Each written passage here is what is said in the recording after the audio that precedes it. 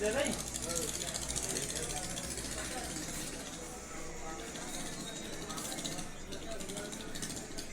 इतना नुकसान हुआ है, इसके बारे में आप क्या कहना चाहोगे?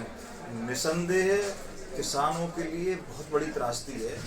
और जो उनकी कमाई थी साल भर की, खून पसीने की कमाई थी, धूप में रहकर सर्दी में रहकर उन्होंने जो ये फसल उगाई थी, वो दैवीय प्रकोप के कारण नष्ट हो गई है।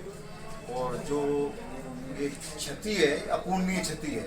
इसके लिए सरकार को किसानों को उनके फसल के और उनके रकबे के मुताबिक अधिक से अधिक मुआवजा देना चाहिए। मेरे सुनने में भी आया था और कुछ लोग मिले भी थे, बता रहे थे कि कुछ लेखपाल कुछ किसानों से डील कर रहे हैं कि भाई आप जो है आपकी रिपोर्ट हम बना देंगे, इस तरह से आप हमें एक निर्धारित सुविधा शुल्क दे देना।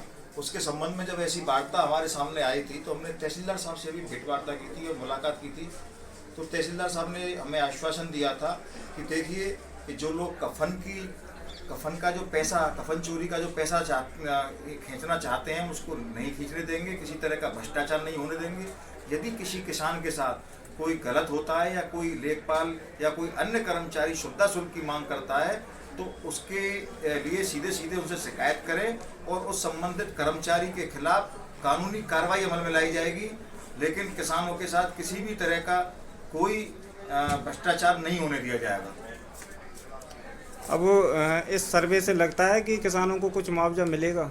जी, जैसा कि हम लगातार प्रशासनिक अधिकारियों के संपर्क में हैं और उनसे लगातार बातचीत कर रहे हैं, और जैसा हमारी जानकारी में आ रहा है कि प्रशासन की टीम स्वयं तहसीलदार और एसडीएम महोदय क्षेत्रों में जा रहे हैं, फसल का सर्वे कर रहे हैं, और हमें ये आश्वासन दिया गया है कि जिस किसान का क्षति हुई है, नुकसान हुआ है, उसके अनुरूप मुआवजा निश्चित रूप से दिया जाएगा।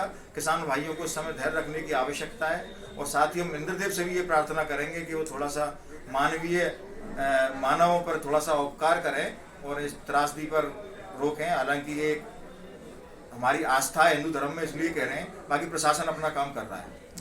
सुनने में आया है कि पिछली वर्ष जिन्होंने बीमा कराए थे धान और गेहूं के, उनमें से कोई सा बीमा आया नहीं है। अब तक आश्वासन मिल रहा था कि आएगा। अब 2 दिन पहले सूचना मिली है कि पूरे मथुरा जिले के बीमा को निरस्त कर दिया गया है। पता चला है कि किसी को बीमा नहीं मिलेगा। देखिए, अगर ये कुछ चीज़ हमारे संज्ञान में आई हैं, सुनने में भी आई हैं, लेकिन इसमें जो लापरवाही रही है वो बैंकों की बताई जा रही है। बैंकों ने जो पैसा बीमा के लिए काटना था, कुछ पैसा किसानों का पैसा उससे नहीं काटा है, जिससे कि बीमा में कोई ना कोई समस्या हो सकती है।